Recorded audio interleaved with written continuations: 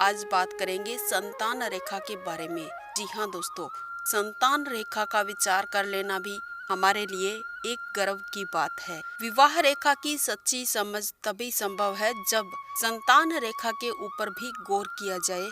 तो हाथ में संतान रेखा कहाँ होती है और इसके फल क्या होते हैं? दोस्तों, जातक के हाथ में बुध क्षेत्र पर स्थित विवाह रेखा के बीच या सिरे पर या उस रेखा से आरंभ होकर बुधा अंगुली कनिष्ठिका मूल की ओर जाने वाली छोटी पतली सुंदर स्पष्ट खड़ी कई रेखाएं दिखाई पड़ती है, वे संतान रेखा के नाम से जानी जाती है और इन्हीं से एक मनुष्य के जीवन में होने वाली संतान का योग देखा जाता है। यदि ये रेखा बुद्धि क्षेत्र से बाहर की ओर दिखाई पड़े तो शीघ्र संतान योग बनते हुए नजर आते हैं। यदि ये रेखा बुद्धि क्षेत्र के भीतर दिखाई पड़े तो 30 वर्ष की आयु के पश्चात संतान योग की प्राप्ति देखी जा सकती है। अब बात कर लेते हैं कि संतान रेखा कहां से आरंभ होकर किस स्थान की ओर या किस दिशा में समाप्त होती है। इसको अगर गौर से देखा जाए तो हम यह कह सकते हैं कि यह संतान स्वयं स्वस्थ होकर माता पिता के लिए शुभ होगी या अशुभ। तो इन बातों पर भी ध्यान देना बेहद आवश्यक है। इसके पूर्व यह भी समझ लेना चाहिए कि विवाह रेखा पर स्थित सीधी सुंदर और गहरी रेखा क्या दर्शाती है।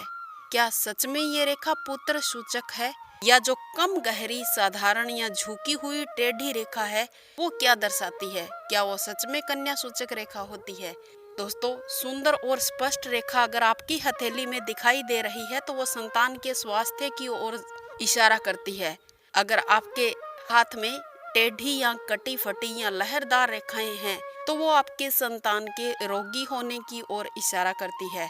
वैसे संतान रेखा पुरुष की अपेक्षा स्त्रियों के हाथ में अधिक देखी जाती है, फिर भी प्राय कन्या रेखा पुरुष के हाथ में और जो पुत्र रेखा है वो स्त्रियों के हाथ में अधिक देखने को मिलती है। कभी कभी ये रेखा स्त्रियों की तरह पुरुषों के हाथ में भी पूर्ण और स्पष्ट दिखाई पड़ती है, किंतु ये तब तक नहीं होता जब तक पुरुष के हृदय में संतान के लिए कोई विशेष प्रेम या उसे पाने की अधिक लालसा न हो, तब तक ये रेखा उनके हाथ में सुंदर और स्पष्ट रूप से दिखाई नहीं देती है। संतान रेखा शेष सभी रेखाओं से अधिक स्पष्ट और बलवान हो तो वह संतान अपने माता पिता के लिए शुभ फल प्रदान करती है, शुभ फल देने वाली होती है। प्राय बहुत सारे हाथों में संतान रेखा हृदय रेखा के ऊपर विवाह रेखा पर जाती हुई भी दिखाई देती है। ऐसी स्थिति में संतान के लिए उसके माता पिता के हृदय में विशेष प्रेम होता है। अब बात कर लेते हैं कि कितनी संतानें होगी। संतान रेखा को विवाह रेखा के बाहर से भीतर की ओर गिनना चाहिए दोस्तों। इससे सूक्ष्म दर्शक यंत्र का प्रयोग भी गिनते समय आप कर सकते हैं, क्योंकि कभी कभी स्थूल दृष्टि से गिनी हुई संतान रेखाएं ठीक से हम नहीं देख पाते हैं और अधिक संतान हो जाती है। अगर आपके हाथ में रेखाएं नहीं हैं तो अधिक संतान तो संभव नहीं है।